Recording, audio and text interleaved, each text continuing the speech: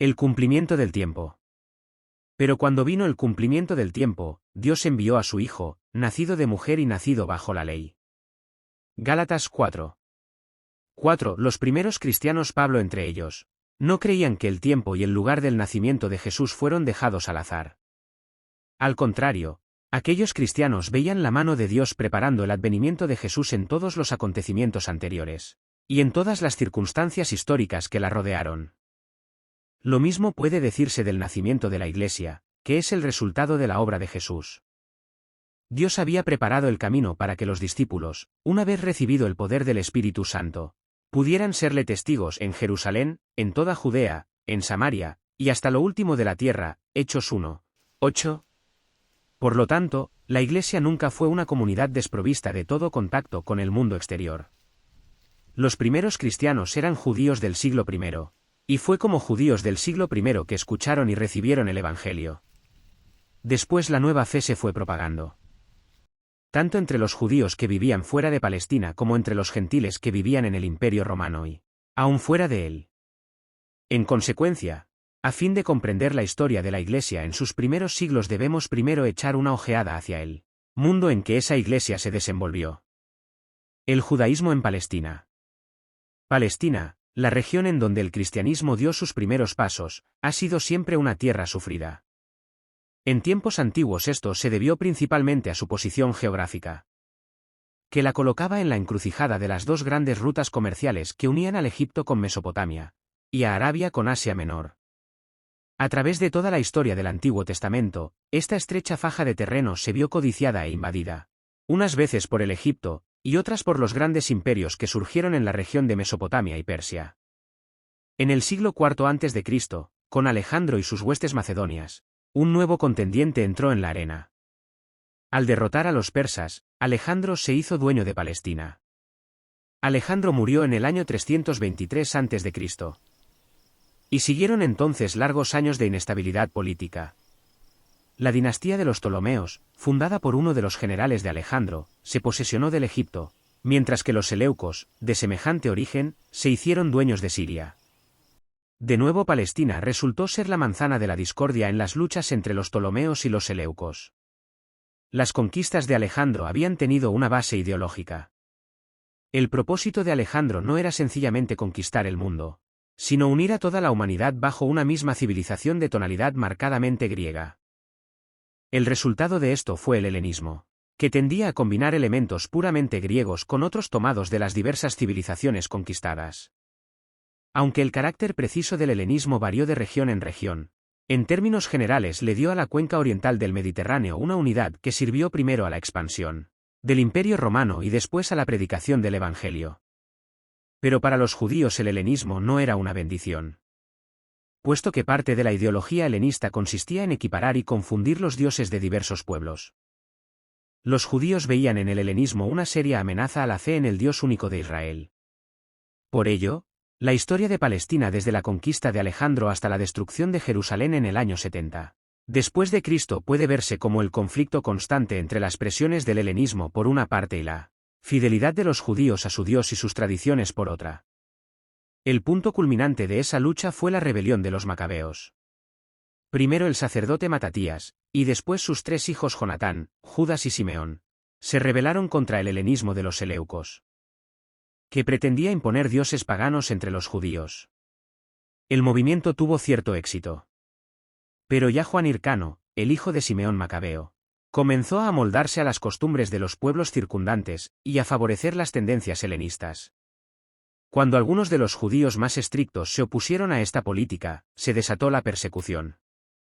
Por fin, en el año 63 a.C., el romano Pompeyo conquistó el país y depuso al último de los macabeos, Aristóbulo II. La política de los romanos era por lo general tolerante hacia la religión y las costumbres de los pueblos conquistados. Poco tiempo después de la deposición de Aristóbulo, los romanos les devolvieron a los descendientes de los macabeos cierta medida de autoridad, dándoles los títulos de sumo sacerdote y de etnarca. Herodes, nombrado rey de Judea por los romanos en el año 40 a.C., fue el último gobernante con cierta ascendencia macabea, pues su esposa era de ese linaje. Pero aún la tolerancia romana no podía comprender la obstinación de los judíos. que insistían en rendirle culto solo a su Dios, y que se rebelaban ante la menor amenaza contra su fe. Herodes hizo todo lo posible por introducir el helenismo en el país. Con ese propósito hizo construir templos en honor de Roma y de Augusto en Samaria y en Cesarea. Pero cuando se atrevió a hacer colocar un águila de oro sobre la entrada del templo, los judíos se sublevaron, y Herodes tuvo que recurrir a la violencia. Sus sucesores siguieron la misma política helenizante, haciendo construir nuevas ciudades de estilo helenista y trayendo gentiles a vivir en ellas. Por esta razón las rebeliones se sucedieron casi ininterrumpidamente. Jesús era niño cuando los judíos se rebelaron contra el etnarca Arquelao, quien tuvo que recurrir a las tropas romanas. Esas tropas, al mando del general Varo, destruyeron la ciudad de Séforis, capital de Galilea y vecina de Nazaret, y crucificaron a 2000 judíos. Es a esta rebelión que se refiere Gamaliel al decir que se levantó Judas el Galileo, en los días del censo, y llevó en pos de sí a mucho pueblo, Hechos 5:37. El partido de los celotes, que se oponía tenazmente al régimen romano, seguía existiendo aún después de las atrocidades de Varo, y jugó un papel importante en la gran rebelión que estalló en el año 66 después de Cristo.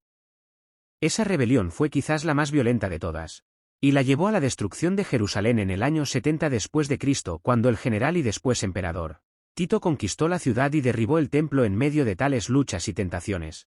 No ha de extrañarnos que el judaísmo se haya vuelto cada vez más legalista. Era necesario que el pueblo tuviese directrices claras acerca de cuál debería ser su conducta en diversas circunstancias. Los preceptos detallados de los fariseos no tenían el propósito de fomentar una religión puramente externa, aunque a veces hayan tenido ese resultado, sino más bien de aplicar la ley a las circunstancias en que el pueblo vivía día a día.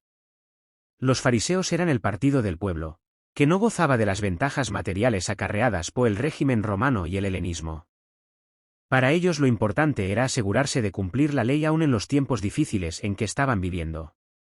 Además, los fariseos creían en algunas doctrinas que no encontraban apoyo en las más antiguas tradiciones de los judíos, tales como la resurrección y la existencia de los ángeles. Los saduceos, por su parte, eran el partido de la aristocracia, cuyos intereses le llevaban a colaborar con el régimen romano. Puesto que el sumo sacerdote pertenecía por lo general a esa clase social, el culto del templo ocupaba para los saduceos la posición central que la ley tenía para los fariseos. Además, aristócratas y conservadores como eran, los saduceos rechazaban las doctrinas de la resurrección y de la existencia de los ángeles, que según ellos eran meras innovaciones. Por lo tanto, debemos cuidarnos de no exagerar la oposición de Jesús y de los primeros cristianos al partido de los fariseos. De hecho, casi todos ellos estaban más cerca de los fariseos que de los saduceos. La razón por la que Jesús les criticó no es entonces que hayan sido malos judíos, sino que en su afán de cumplir la ley al pie de la letra se olvidaban a veces de los seres humanos para quienes la ley fue dada. Además de estos partidos, que ocupaban el centro de la escena religiosa, había otras sectas y bandos en el judaísmo del siglo I. Ya hemos mencionado a los celotes. Los esenios, a quienes muchos autores atribuyen los famosos rollos del Mar Muerto, eran un grupo de ideas puristas que se apartaba de todo contacto con el mundo de los gentiles, a fin de mantener su pureza ritual. Según el historiador judío Josefo, estos esenios sostenían, además de las doctrinas tradicionales del judaísmo, ciertas doctrinas secretas que les estaba vedado revelar a quienes no eran miembros de su secta. Por otra parte, toda esta diversidad de tendencias, partidos y sectas no ha de eclipsar dos puntos fundamentales que todos los judíos sostenían en común: el monoteísmo ético y la esperanza escatológica. El monoteísmo ético sostenía que hay un solo Dios, y que este Dios requiere, aún más que el culto apropiado, la justicia entre los seres humanos. Los diversos partidos podían estar en desacuerdo con respecto a lo que esa justicia quería decir en términos concretos, pero en cuanto a la necesidad de honrar al Dios único con la vida, todos concordaban. La esperanza escatológica era la otra nota común de la fe de Israel.